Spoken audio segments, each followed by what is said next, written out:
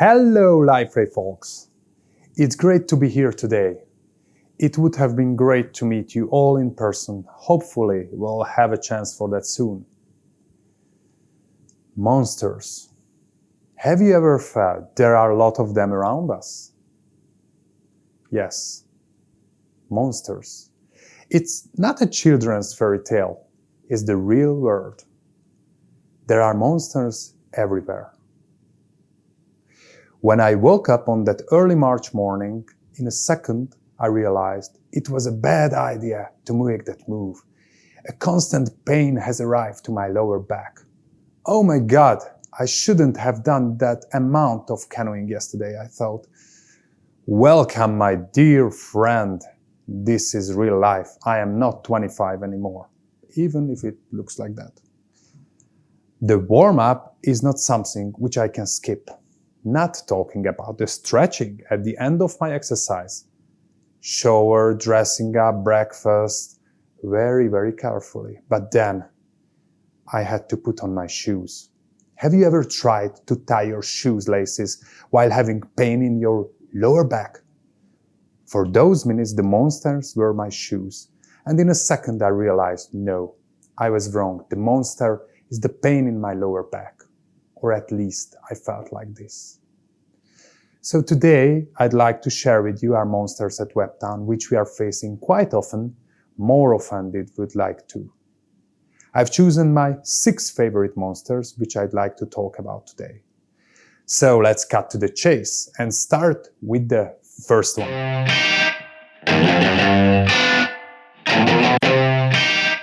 Let me tell you a story about a client of Webtown. It was a huge organization, a bank with a well-proven way of operation, a traditional enterprise. Once they recognized the 21st century was knocking at the door, because from day one to another they lost their chances to reach their customers due to the rapidly changing social behaviors. Less personal contacts, less traditional way of communication, less relationship, less connections. But how did they react? Of course, they made a really good decision because they asked us to help. But joking aside, it was a belated recognition of the power of digital transformation. On the other hand, it was the best and most effective way to escape into the future. They recognized the importance of personalized online appearance and eventually won the battle against the new challenges. I think you all know the situation when there are problems that generate tasks, that generate other tasks, and problems that generate other tasks, and so on and so on and so on. If you face more and more problems than you think you can solve, you are more likely to blow the pile of the problems to get a mountain of them. As we can read in the book, The 4 Disciplines of Execution, the first and the most important discipline is the focus to the widely important goal. Complex situations and problems generate a loss of focus and generate a situation where complexity becomes a monster. We should focus on the key problem and trying to define the origin of the problem, analyzing and isolating it to be able to deliver the right solution. An air traffic controller has to land hundreds of planes in a day, but they always focus on the one, even if they see the others. This is the one, the most important one, the one which needs to be landed. But instead of this approach, people usually blow the original problems up and grow monsters without focusing on the most important one. In a typical project, this means there are several stakeholders who all have their own priorities and requirements, and it's hard to fulfill all the requirements, so finally the main discipline fails, focusing on the widely important one. And this creates my favorite monster, the monster of complexity. But how do we face with these problems? We decompose the problem into smaller pieces and solve it one by one, focusing on a key element at a time.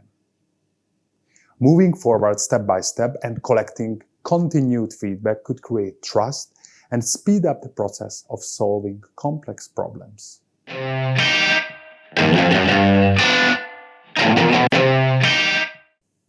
What is communication about? Communication is simply the act of transferring information from one place, person, or group to another. Without communication, we are lost. Communication is a part of our life, both in our private and in our professional life. But how communication could become a monster? Okay, the obvious answer is the lack of communication is the monster itself. You're right. But let me show you a less obvious case. Have you ever heard about a game called Chinese Whisper? Probably you are familiar with the videos like this one.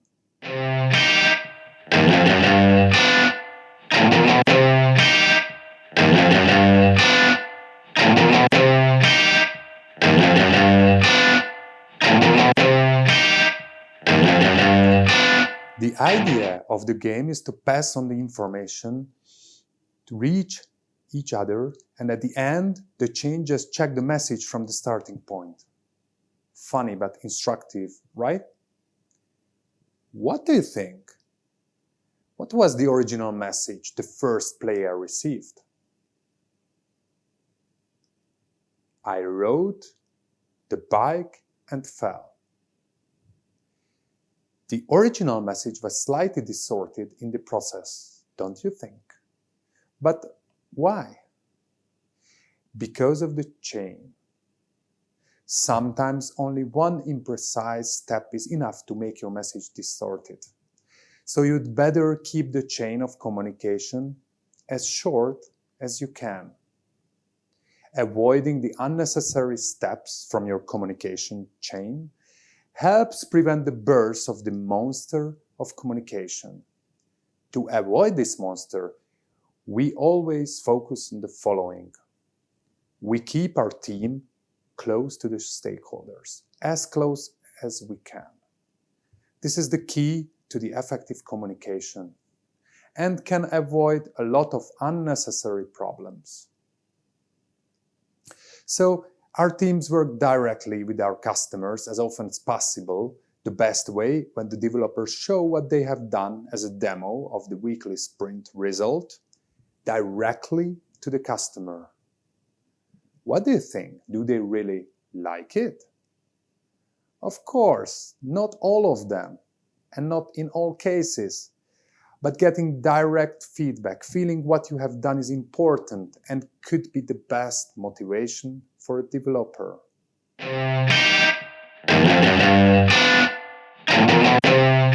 How a good software can help you the most?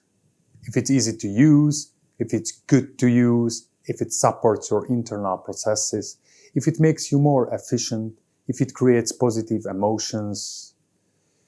Do you know what is the most common mistake? If you build the software for yourself instead of building it for those who should use it on a daily basis. Functionality is extremely important, but most of the cases it's easier to define how you want your software to work than how you imagine the look and feel to support the functionality and the people who will use it. Because design affects the emotions. We are not a design agency or a UI/UX studio. However, we know how important it is of the whole process. That's why we either work with a UX/UI agency or delegate our internal colleagues to the project. But to defeat this monster, UI/UX is a must. In my experience, the full design-driven projects tend to cost more. The reason is easy. Graphical designers are creative people, which is a great thing. However, they dream about the design elements which have nothing to do with the business requirements. Not to mention the fact, sometimes, that the design team has no knowledge about the portal at all, which creates more work on the development side. But how to integrate UX/UI into the development process?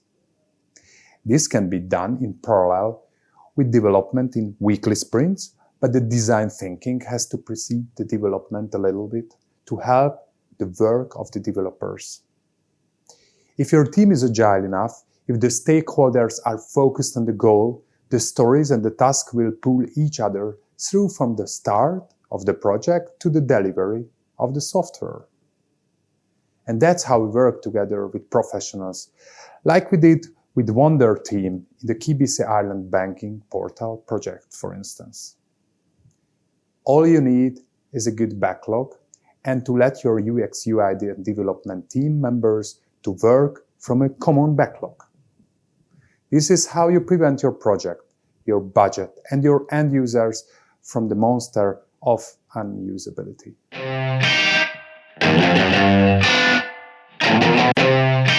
Well, in the world of IT, probably this monster is the most visible one. None of the software integrators or developer companies can tell they have never met this monster. Even in the world of software development, procurement, it is not clear to everyone how the procurement process can affect the value creation capacity of the project, the quality and usefulness of the product to be developed. The obvious approach usually is the following. If you want to buy something, you want to know exactly what you are going to get. And this can be fine for server, for example, not always, but sometimes. But the world of software development is different. Developing a software is a journey where the continuous improvement and feedback support the direction of the development. There is no client who exactly knows what they want, or if they feel like that, usually that's not a success story. Our duty is to drive this process and show the way how our clients can achieve their goals. That's why we don't believe in outsourcing and selling development capacity. This is not something where we can create the real value, so we simply avoid it. In 2016, we have been invited to a tender of a Hungarian bank, one of the biggest one at that time. This bank has conducted a detailed requirements analysis within their organization for their new website project, resulting in a 72-page specification of requirements. According to the client, the document took almost 1 year to complete. And we are talking about a waterfall project that time. By the way, this project was probably the last drop in the ocean that led us to the decision not to start anything else in the future but real agile projects.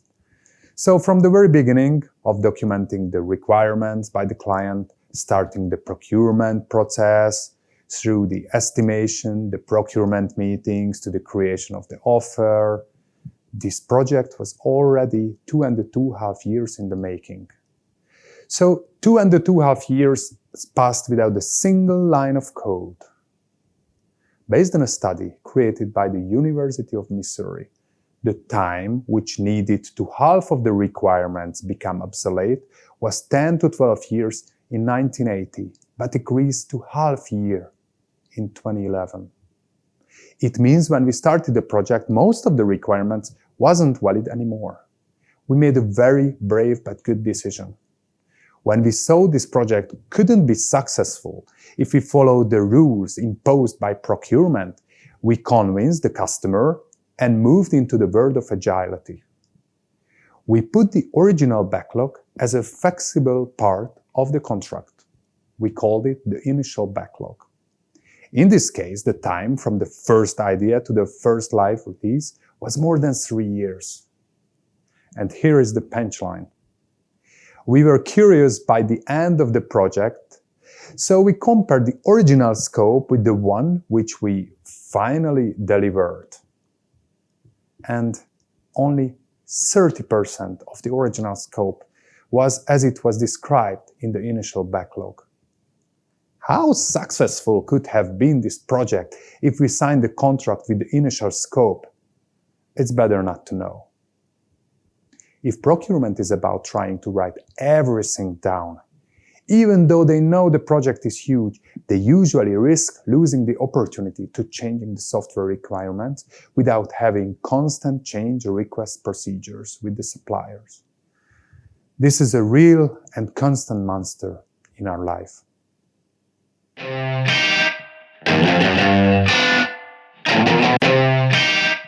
You can motivate your teams and unite your stakeholder with a compelling vision of the future. A compelling vision is incredibly powerful in a digital transformation because of the uncertain conditions of technology projects, complex environment of the enterprise, the disparity of stakeholder motivations. Most companies, most leaders don't have or just don't communicate their vision clearly. Like a company itself, a project also has to have a vision, a goal which is known and understandable for the entire team who is working on the project. Usually, project members put a lot of energy into defining the requirements. However, the lack of vision and a clear goal could miss a lot to the project members. It generates a lack of motivation and a lack of understanding why we are doing what we do. So don't let this monster be born and put energy in each project to communicate the vision and the goal.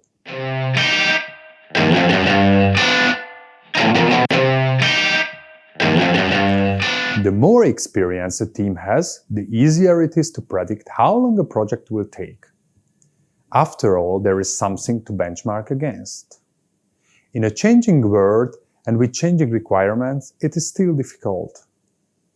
So to be able to predict the timing, we have to estimate. The problem with estimating creative work is that is it impossible to predict exactly how much time it will take to complete the work? 3 hours or 4.5? Nobody knows. The only responsible forecast we can provide is saying that the developer can probably complete this work in a half day. So the best way to estimate creative work is by using estimation buckets that represents orders of magnitudes. Using estimation buckets speeds up the estimation process and reflects the uncertainty of estimated values. But unfortunately, that's not the way the clients usually ask us to provide the information. The uncertainty is usually higher or very high.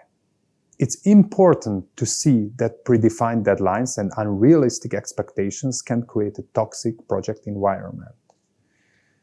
Rigid adherence to schedules only poisons the atmosphere and makes it impossible to achieve efficiency and optimally serve real business needs. So we do have to choose. Either we fix the deadline, but be flexible about the scope, or aim big. Consider an MVP approach and go live step by step. Measure the result, learn, and get better in every iteration. This is the only way to a real project success.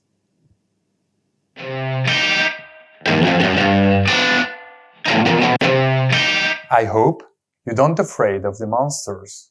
I get used to them already. Trust me, I didn't tell you anything about these monsters because I'm a professor of theories or something.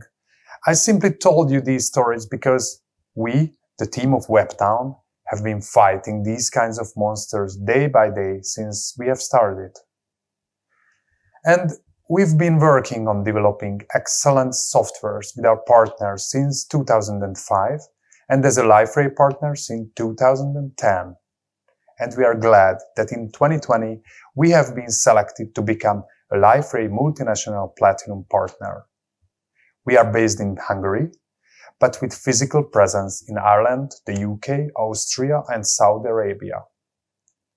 In recent years, we have been involved in the creation of great systems such as KBC's Ireland online ecosystem, working with one of the best UX/UI agencies, Wonder, where result of the project KBC increased their online conversion rate by 30%.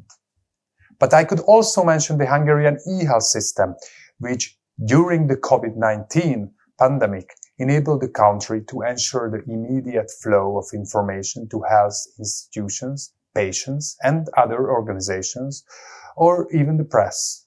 Or I can mention the national election system of Hungary, where the citizen could have followed the process and the result of the elections fully online. All these projects were built on Liferay DXP, and it cannot be highlighted enough how strongly the team of Liferay have been supporting us and our projects since the very beginning of our partnership. Even if we work for organizations, we always focus on the end users, the people. We always work with the following mindset to achieve our main goal: to make the digital world a better place, to serve humanity with the technology. So I hope you have enjoyed spending these few minutes with me. Please feel free to contact me via our virtual booth here within the Liferay Vision 2021 platform. My name is Péter Kalmár, I'm the CEO of Webtown Group, and I am at your disposal. Thank you very much for your attention, and have a nice day for you all.